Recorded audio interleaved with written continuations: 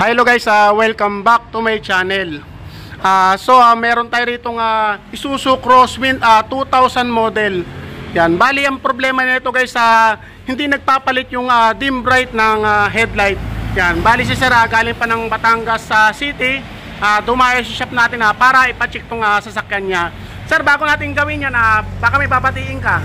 Pinapati ko yung mga driver ng Sequest Majestic. Ano sir? Sequest Majestic. Sa family mo sir, baka may Palangga. Yan. Yan si sir galing pa ng Batangas City, dumayo sa atin para ipacheck tong headlight ng kanyang sasakyan. Bali sir, matagal na itong nagloloko yung headlight mo? Isang buwan na sir. Isang buwan na. Pero dati naman okay. Yan, bali ito guys, papakita ko sa inyo ng actual kung paano yung gawin. Teka, baka mo rin. Sige, headlight mo nga. Sir, paki-start mo nga, headlight mo nga. Pakita muna natin sa mga viewers natin.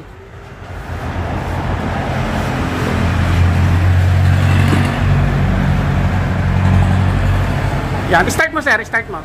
Baka malobat. Yan, sige sir, dim bright mo nga. Yan, ito guys, hindi nagpapalit. Yan. Bali ito sir kapag pinipihit to. Yan. Yan dapat guys, kapag pinihit to, pataas, baba, dapat nagpapalit to. Tutok mo nga rin. Yan.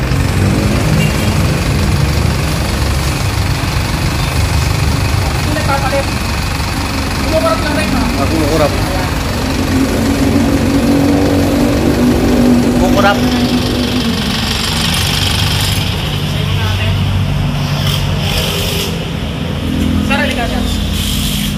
Yan bali guys, ito sa mga may ganitong sasakyan, kapag ang problema nyo headlight, hindi siya nagpapalit pero mayroong headlight, ito lang guys ang gagawin nyo.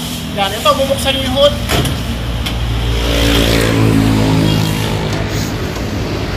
Yan, ituturo ko sa inyo guys kung saan ang location ng relay nyan, yung para magpalit ng dim bright.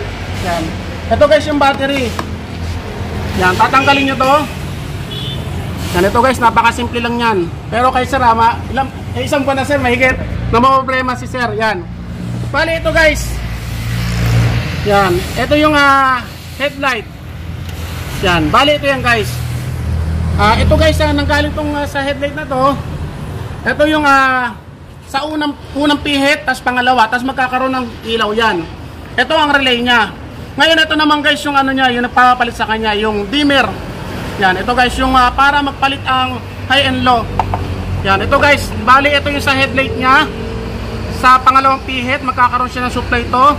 Ngayon ito naman guys, yung magpapalit sa kanya. Yan, ito. Yan, sige sir, start mo nga ulit. Para makita ng mga viewers natin. Sige sir, paki-headlight. Yan, ito guys. Ito lang guys ang pupunutin nyo. Yan, ito. Yung magkatabi na to, nandito sa kaliwa. Yan, wala guys yung headlight. Yan, ito guys ang bumibigay dyan. Itong gitna. Yan. Itong gitna. Kahit kung may huwag ka relay na ganitong kulay. Sige sir, pakatakay. Yan, meron tayo dyan. Ganito guys, katulad na katulad. Kailangan guys ang kukunin yung relay, yung merong gitna. Yung merong gitna. Huwag kayong maglalagay dyan yung walang gitna. Kaya kunin mga relay na yun, nasa vacuum. Tanggal circuit. Yan, katabi. Yan, katulad na ito guys, yung mga sample ko, yung mga pinagpalitan ko. Wala siyang gitna. Yan, kailangan guys yung may gitna. Yan, hindi gagana yan guys yung dim bright nga pag walang gitna.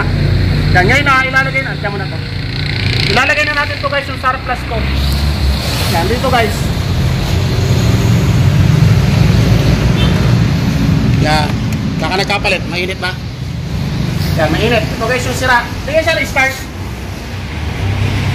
Yan guys, kapag hindi kumana yan, isasarado natin yung shop natin na 5 buwan. What? Sige sir, headlight. Inlight. Yan, okay na. Sabi naman. Yan, sir. Okay ba, sir? Oh. Yan. Ano yun lang guys ang problema?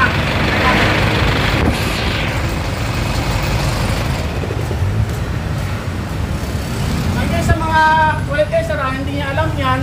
Kaya medyo namumblema si sir. Pero kung susumahin natin, napakadali lang yan guys sa mga tulad kong marurunong and mga may experience sa mga sasakyan na electrical. Yan. Ngayon sir, okay na. Hindi ka na problema. Nagpapalit na yung dim brake. Sir, maraming salamat kayo. Yan. Bali si sir, galing pa ng Batangas City. Saan ba sir ka Batangas? Taga-Kalatagan si sir na sa Batangas. Yan, okay na yung sasakyan niya. Yan, magagamit ka na na maayos. Sir, maraming salamat kayo. Ingat po sa bato. Baka meron ka pang babatiin mga kumpare. Parilito, Pabia. Rex. Saka si Elmer Galita. Yan, sir, maraming salamat po. Ingat po sa bago So yun guys, sana may natutunan kayo sa isinunod kong bagong video kung paano mag-troubleshoot ng actual na dito sa mga headlight ng Isuzu Crosswind. Thank you guys, maraming salamat sir.